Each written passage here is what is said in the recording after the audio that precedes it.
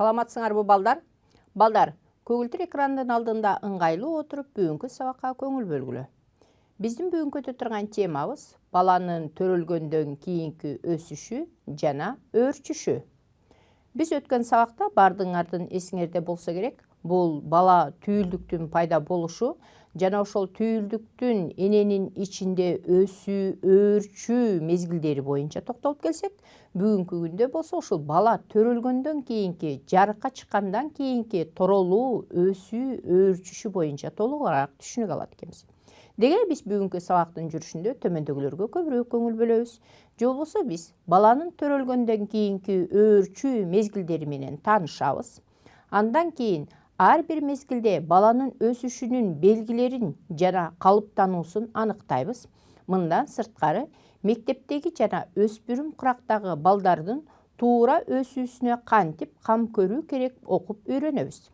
Балдар, биз өткөн сабакта төрөлүшү бул эненин ичинде бала 9 ай же болбосо 40 жумага чейин баланы эненин ичинде өсүп өөрчүйт дегенбиз.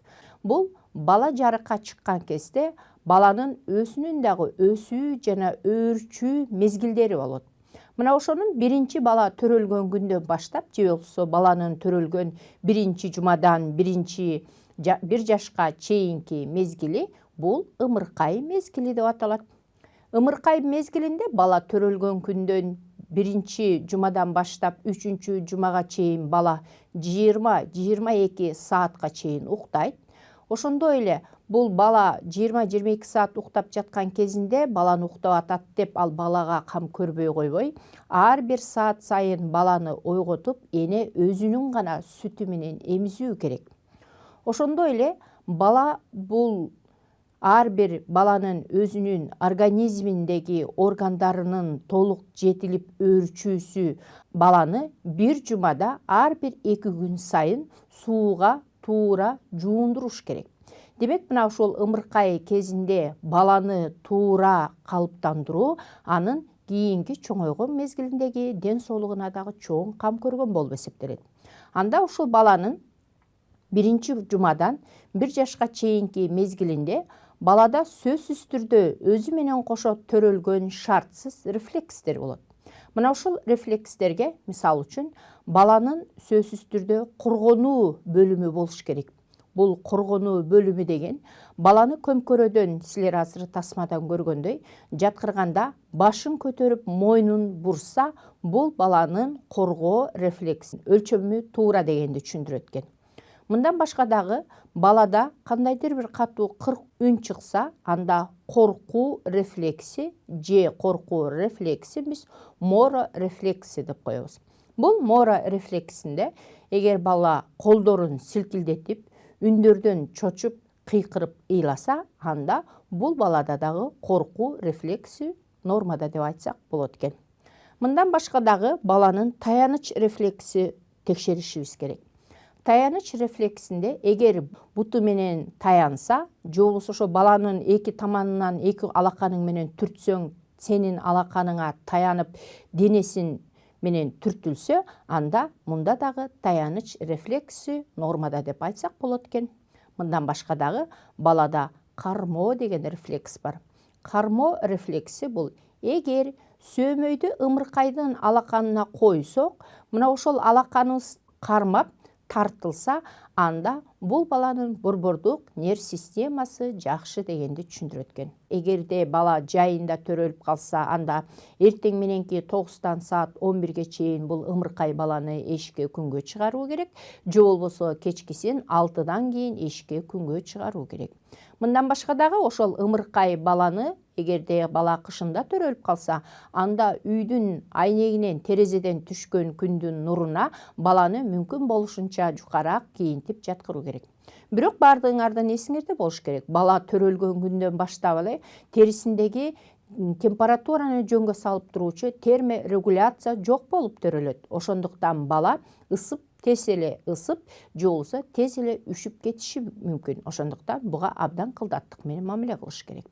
Ошондой эле жаңы төрөлгөн ымыркай бала 3 жумадан кийин эгерде дайыма энеси менен бирде болсо, анда энесинин үнүнөн жана энесин тааный баштайт. Андан сырткары бул бала төрөлгөндөн кийин эле 1 жума өткөндөн кийин же болсо 5-7 күндөн кийин балада жыт билүү органдары жакшы иштей баштайт. Аны текшериш үчүн баланы чалкасынан жаткырып туруп, анын мурдунун тушуна энесинин сүтүн пахтанын үстүнө тамызып туруп коюп койсо, ал эгер денесин ошол сүт чыккан жака бурса, башын бурса, анда бул баланын жыт билүү органы дагы нормада деп аныктасак болот экен. Мына ушинтип баланын ымыркай кезинде дагы ар бир баланын өзүнө тиешелүү болгон анын өсүүсүн жөнгө салуучу рефлекстерди жана борбордук нерв системасын иштөөгө аны текшерүү ыкмалары бар экен. Бул ыкмаларды сөзсүз түрдө ар бир эне билиш керек экен. Ал эми баланы күнгө кактоо деген бул ал баланы D витамини менен калыптандыруу болуп эсептелет. Себеп дегенде ымыркай балдар D витаминин көбүнчөйүн күндүн нурунан алат. Эгерде бул витамин жетишсиз болуп калса, анда бул бала ити оорусу менен ооруп калышы мүмкүн. Ошондуктан буга жол бербеш үчүн ар бир эне ымыркай кезинде баланы туура өстүрүп, туура жуундуруп, туура азыктандырып, ошондой эле баланын эң негизги торолуу мезгили, ымыркай мезгили бул сөзсүз түрдө туура тамактандыруу жана уйку болуп эсептелет. Ал эми мындан кийинки ымыркайдан кийинки мезгил 1 жаштан 3 жашка чейинки мезгил бул торолуу мезгили деп аталат экен. Торолуу мезгилинде бул балдар сөзсүз түрдө 1 жашка чыккан кезде бала сөзсүз түрдө атасын жана энесин толук таанып калыш керек. Ошондой эле ар кандай сүйлөө, же болбосо жөрмөлөп, же кээ бир балдары басып да калышы мүмкүн экен.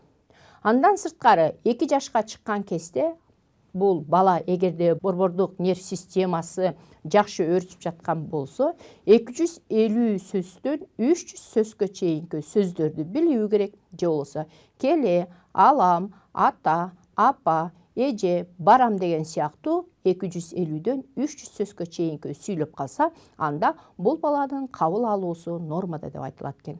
Андан сырткары 2 жаштагы бала 2-3 сүйлөм, башкача айтканда 3-4 сөздөн турган сүйлөмдөрдү сүйлөп калыш керек экен. Мындан башка ушул 3 жаштагы бала бул абдан кызыгуусу артылып жаткан кези болуп эсептелет. Же болбосо эгерде 3 жашка чыккан баланы кандайдыр бир ар бир суроолоруна туура жооп берип, жана балага туура багыт берип, же бир сүрөт тартканды, боёгонду, же бул конструкцияны түзүүнү үйрөтсө, ал бала 3 жашында ушунчалык тез кабыл алып аткан мезгил болот. 3 жашка чыккан бала сөзсүз түрдө түстөрдү ажыратып билүүсү керек. Башкача айтканда, сары түс, кызыл түс, көк түс, жашыл түс деген түстөрдү мына ушул баланын 2 жаштан 3 жашка чыгып аткан кезинде баланы үйрөтүү керек. Демек бул ошол баланын торолуп жаткан мезгилинде дагы баланын кабыл алуусу абдан жакшы өрчүп жаткандыктан бул 3 жашка чейинки балдарды сөзсүз түрдө туура калыптандырышыбыз керек экен. Негизи бул бала 3 жаштан баштап 6 жашка чейинки мезгилди бул мектепке чейинки мезгил деп коебуз. Мына ушул мектепке чейинки мезгилдеги балдарга төмөндөгү суроолорго туура жооп берүүгө үйрөтүшүбүз керек. Мисал үчүн, сенин канча колуң бар? Кайсынысы оң кол, кайсынысы сол кол деген сөздөрдү үйрөтүшүбүз керек. Ошондой эле кайсы манжаң сөөмөй, кайсы орто деген сөздү үйрөтүшүбүз керек. Жана ушул суроолорго жооп берүүнү так билиш керек экен бала. Ошону үйрөтүшүбүз керек экен. Ошондой эле бир жумада канча күн бар экендигин, уйдан башка кайсы жаныбарлардагы сүт берет деген суроого бала жооп бергидей, жана ушул сыяктуу. Мындан башка кандай жыл мезгилдерин билесиңер? Мына ошентип мектепке чейинки 4 жаштан 6 жашка чейинки балдар ушул суроолорго жооп бергенге так үйрөтүшүбүз керек экен. Мындан башка өзүңдүн жашаган жериңди жана даректерин билесиңби деп сурап, жана ал суроого жооп бергенге үйрөтүшүбүз керек. Андан башка адам үчүн жылкынын, иттин, мышыктын кандай пайдасы бар? Жана ушул үй жаныбарларына жаныбарларды жана канаттууларды ошол 4 жаштан 6 жашка чейинки бала суроолорго так жооп бергидей кылып үйрөтүшүбүз керек экен. Мына ошентип бала 6 жаштан баштап ал мектеп курагына жетет. Мындан башка дагы ушул 4 жаштан 6 жашка чейинки балдарда бул мектепке чейинки мезгилинде дагы эмнелерге көбүрөөк көңүл бөлүшүбүз керек. Башкача айтканда, бул 4 жаштагы бала өтө кыймылдуу келет. Ошондой эле бул чуркайт, секирет, кыйкырат, күчүн көрсөткүсү келет. Оор нерселерди жылдырып жана эн атасына жардам бергиси келет. Ошондой эле бул жаштагы балдар өз алдынча болгусу келет, тишин жууйт, кийимин кие баштайт.